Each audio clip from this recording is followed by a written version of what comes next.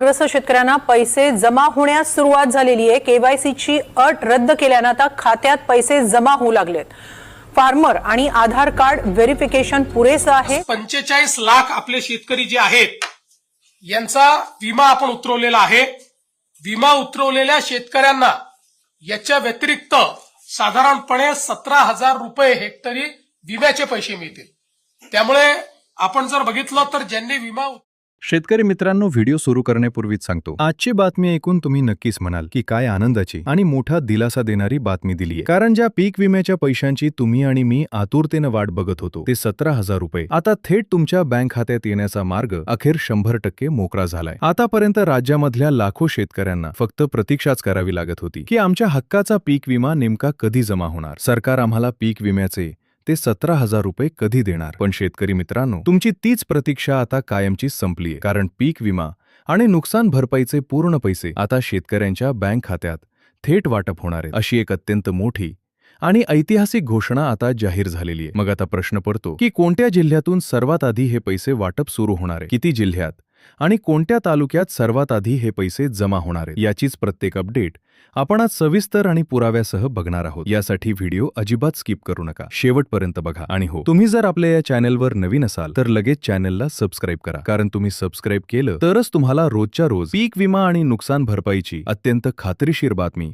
सर्वात आधी बघायला मिळेल। आणि शेजारील नोटिफिकेशन बेलला नक्की ऑल वरती टाकायला विसरू नका। तर चला मित्रांनो, आता वेळ न घालवता आपण सर्व काही अपडेट जाणून घेऊयात। बघा, आता शेतकरी बांधवांसाठी राज्य सरकारचा एक अत्यंत महत्त्वाचा आणि मोठा निर्णय झालाय। होय, आता लाखो शेतकऱ्यांना दिलासा मिळणार असून पूर्ण पैशांचे वाटप आता होणार आहे। आता तुम्हाला वाटेल की रक्कम किती मिळेल, तर आलेल्या माहितीनुसार लाखो शेतकरी बांधवांना 17,000 रुपयांचा पीक विमा मिळणार आहे। पण यात एक लॉजिक आहे बघा, सर्वांनाच 17,000 मिळणार नाहीत। काहींना पीक विम्याचे 15,000 रुपये मिळतील, काहींना 17,000 रुपये मिळतील, तर ज्यांचे जास्त नुकसान झाले अशा शेतकऱ्यांना पीक विमा आणि नुकसान भरपाई असे दोन्ही मिळून चक्क 22,000 ते 23,000 रुपये सुद्धा मिळणार आहे। काही शेतकऱ्यांना तर 25,000 रुपयांपर्यंतची मोठी रक्कम पण त्यांच्या बँक खात्यात येण्याची दाट शक्यता आहे। अशा पद्धतीची घसघशीत रक्कम आता सरकार देणार असून यामुळे शेतकरी आता चांगलेच खुश झालेले आहेत। हे पूर्ण पैसे थेट शेतकऱ्यांच्या बँक खात्यात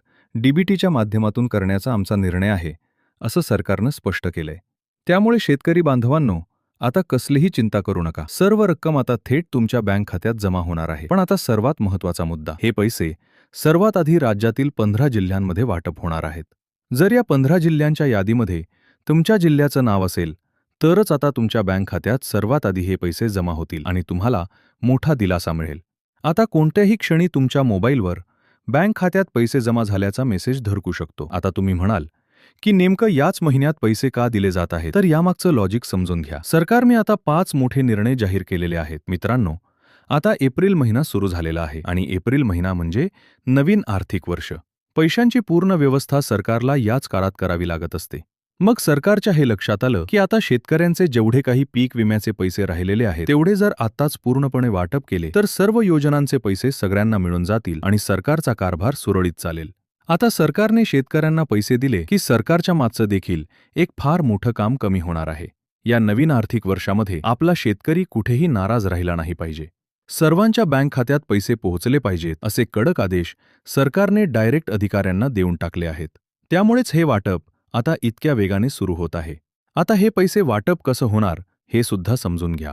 बघा, जसे सर्व लाडक्या बहिणींना डीबीटीच्या माध्यमातून दर महिन्याला थेट पैसे दिले जातात, अगदी त्याच पद्धतीने आता सर्व शेतकरी बांधवांना सुद्धा डीबीटी प्रणालीतून पूर्णपणे हे पैसे दिले जाणार आहेत।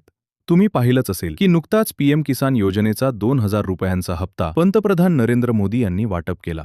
त्यानंतर लगेचच राज्य सरकारने नमो शेतकरी योजनेचा पण 8वा हप्ता 2,000 रुपये शेतकऱ्यांना दिला।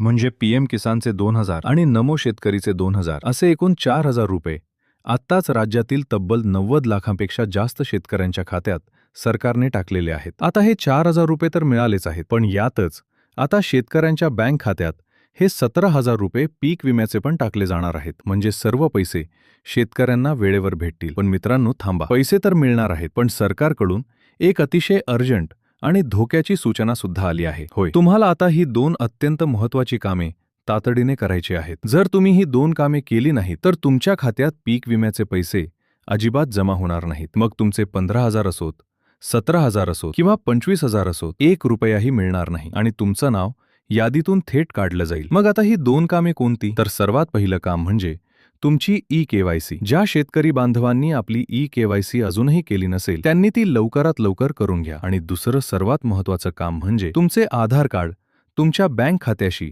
आणि चालू मोबाईल नंबरशी लिंक आहे का हे आवर्जून तपासा. नसेल तर आजच करून घ्या. तर चला मित्रांनो, आता GR मध्ये काय माहिती आली आहे आणि कोणत्या कंपन्या कोणत्या जिल्ह्यांना पैसे देणार आहेत ते पाहूया. शासन निर्णयानुसार प्रधानमंत्री पीक विमा योजनेअंतर्गत खरीप हंगाम 2021 मधील उर्वरित राज्य हिस्सा विमा हप्ता अनुदानाकरता ही मोठी रक्कम आता जाहीर करण्यात आलेली आहे. भारतीय कृषी विमा कंपनीने केलेली मागणी आणि कृषी आयुक्तालयाची शिफारस विचारात घेता ही मोठी रक्कम आता विमा कंपन्यांना उपलब्ध करून देण्यास शासनाने मान्यता दिली आहे. मग कोणत्या कंपन्या पैसे देणार? तर बघा, AIC म्हणजेच ॲग्रिकल्चर इन्शुरन्स कंपनी, त्यानंतर HDFC ॲर्गो, तसेच ICICI लोम्बार्ड आणि रिलायन्स जनरल इन्शुरन्स या नामांकित कंपन्यांच्या माध्यमातून आता पूर्ण पैसे शेतकऱ्यांच्या बँक खात्यात वाटप केले जाणार आहेत. आता सर्वात महत्त्वाचं, कोणत्या जिल्ह्यांमध्ये सर्वात आधी या रकमेचं वाटप होणार आहे? तर बघा, आलेल्या यादीनुसार पुढील क्रमांकाचा सर्वात पहिला जिल्हा बघायला मिळतोय तो म्हणजे धाराशिव जिल्हा. जर तुम्ही धाराशिव जिल्ह्यातील असाल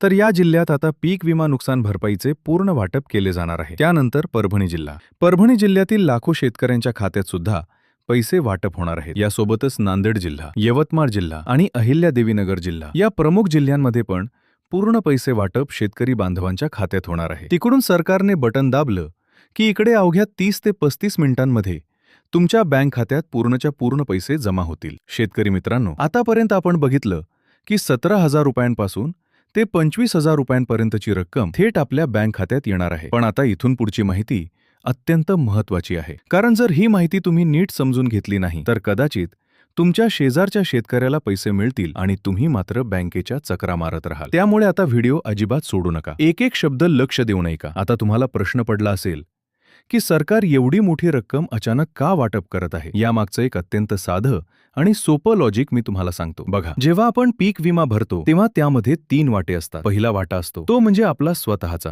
म्हणजेच शेतकऱ्याचा, जो आपण सुरुवातीलाच भरलेला असतो. दुसरा वाटा असतो केंद्र सरकारचा आणि तिसरा वाटा असतो राज्य सरकारचा. आता झालं काय होतं, खरीप हंगाम 2021 मध्ये अतिवृष्टीमुळे आणि सततच्या पावसामुळे शेतकऱ्यांचे अतोनात नुकसान झाले. सोयाबीन, कापूस, तूर यासारखी उभी पिके अक्षरशः मातीमोल झाली. त्यावेळी पीक विमा कंपन्यांनी काही शेतकऱ्यांना पैसे दिले, पण बऱ्याच शेतकऱ्यांना तांत्रिक अडचणींमुळे पैसे मिळाले नाही. याचं मुख्य कारण म्हणजे राज्य सरकारचा जो हप्ता विमा कंपन्यांना जायचा होता तो काही कारणास्तव प्रलंबित राहिला होता. पण आता एप्रिल महिना सुरू झाला आहे आणि तुम्हाला तर माहितीच आहे की एप्रिल महिना म्हणजे प्रशासकीय कामकाजाचं नवीन आर्थिक वर्ष. याच नवीन आर्थिक वर्षाच्या सुरुवातीला जुना सर्व अनुशेष म्हणजेच जुनी सर्व प्रलंबित कामे पूर्ण करण्याचा शासनाचा मानस असतो. त्यामुळेच आता राज्य सरकारने आपला उर्वरित हिस्सा विमा कंपन्यांच्या खात्यात वर्ग करण्याचा एक मोठा आणि ऐतिहासिक शासन निर्णय म्हणजेच GR अखेर काढलेला आहे. आता विमा कंपन्यांकडे शासनाचे पैसे पोहोचल्यामुळे विमा कंपन्यांना शेतकऱ्यांच्या खात्यात पैसे टाकण्याशिवाय दुसरा कोणताही पर्याय उरलेला नाही. त्यामुळेच मी सुरुवातीला म्हणालो होतो की हा पैसा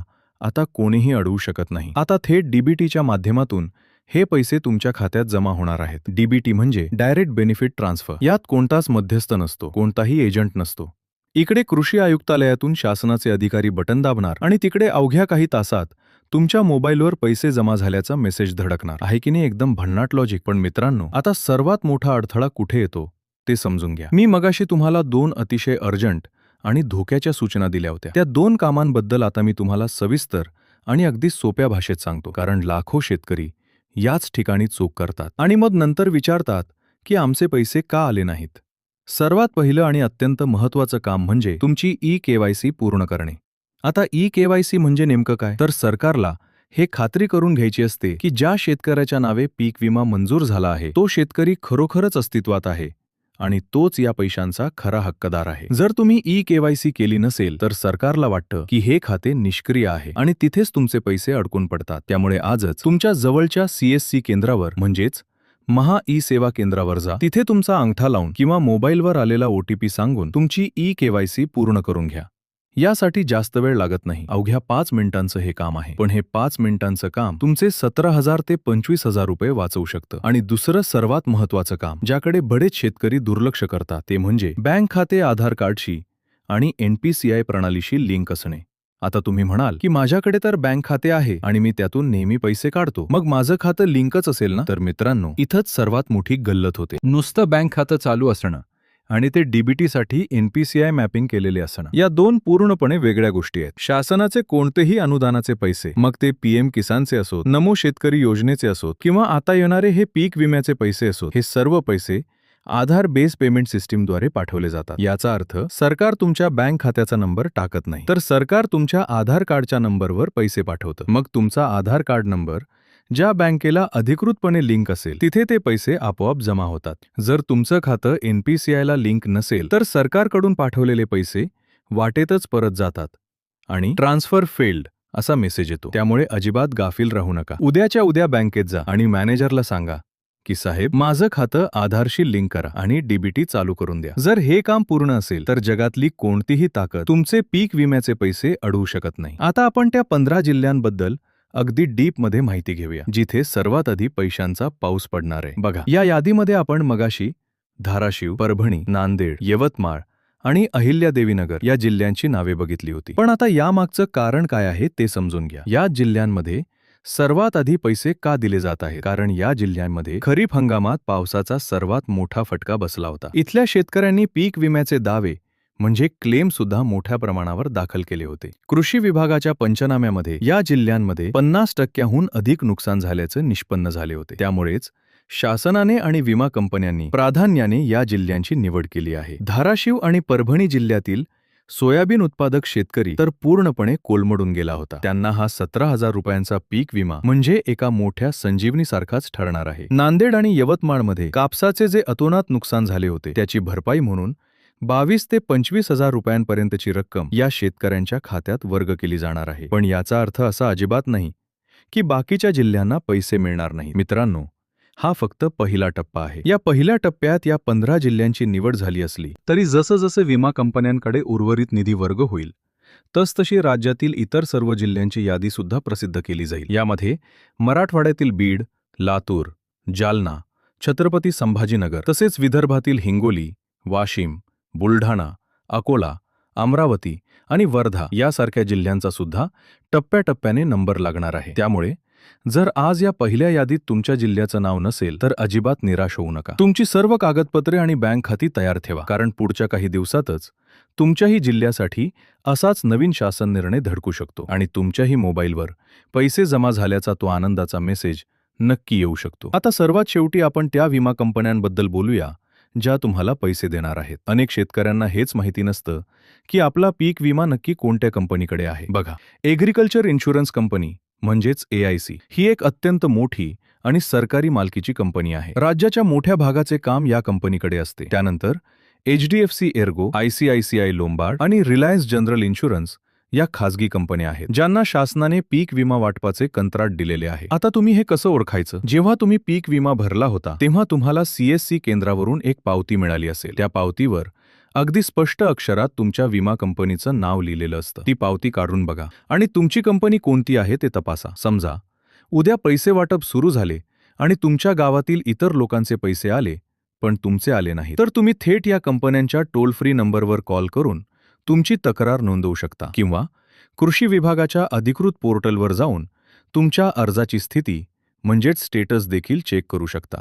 सरकारचा कारभार आता पूर्णपणे पारदर्शक झाला आहे. फक्त शेतकऱ्यांनी थोडं जागरूक राहण्याची गरज आहे. तर शेतकरी मित्रांनो, ही होती पीक विम्याच्या पैशांसंदर्भातली आतापर्यंतची सर्वात मोठी, सर्वात सविस्तर आणि अत्यंत लॉजिकल माहिती. आपण आजच्या या एकाच व्हिडिओमध्ये शासनाचा GR का आला, एप्रिल महिन्याचं गणित काय आहे, कोणती 2 कामे केल्याशिवाय पैसे मिळणार नाहीत, कोणते जिल्हे पहिल्या टप्प्यात आहेत आणि कोणत्या कंपन्या पैसे देणार आहेत, या सर्व गोष्टींचा अक्षरशः पर्दाफाश केला आहे. मला खात्री आहे की तुम्हाला आता पीक विम्यासंदर्भात कसलीच शंका उरली नसेल. जर हा व्हिडिओ आणि ही माहिती तुम्हाला खरोखरच फायद्याची वाटली असेल तर व्हिडिओला आताच्या आता एक लाईक नक्की ठोका, कारण तुमच्या एका लाईकमुळे आम्हाला अशीच अत्यंत महत्त्वाची आणि खात्रीशीर माहिती तुमच्यापर्यंत पोहोचवण्याची मोठी ऊर्जा मिळते. आणि हो, हा व्हिडिओ फक्त स्वतःपुरता मर्यादित ठेवू नका. तुमच्या मोबाईलमध्ये जेवढे काही शेतकऱ्यांचे व्हॉट्सअप ग्रुप्स असतील, तुमचे जेवढे काही शेतकरी मित्र आणि नातेवाईक असतील, त्या सर्वांना हा व्हिडिओ लगेच शेअर करा, जेणेकरून त्यांनाही समजेल की आपली कोणती 2 कामे अपूर्ण आहेत आणि ती वेळेत पूर्ण करून तेही या पीक विम्याच्या पैशांचे हक्कदार बनू शकतील. आपल्या राज्यातील एकही शेतकरी या मदतीपासून वंचित राहता कामा नये, हीच आपली सर्वांची प्रामाणिक इच्छा असायला हवी. चॅनलला अजूनही सबस्क्राईब केलं नसेल तर लगेच करून घ्या आणि बेल आयकॉन ऑल वरती सेट करा. पुन्हा भेटूया अशाच एका अत्यंत महत्त्वपूर्ण आणि दिलासा देणाऱ्या बातमीसह पुढच्या व्हिडिओमध्ये. तोपर्यंत आपली आणि आपल्या पिकांची काळजी घ्या. धन्यवाद. जय हिंद.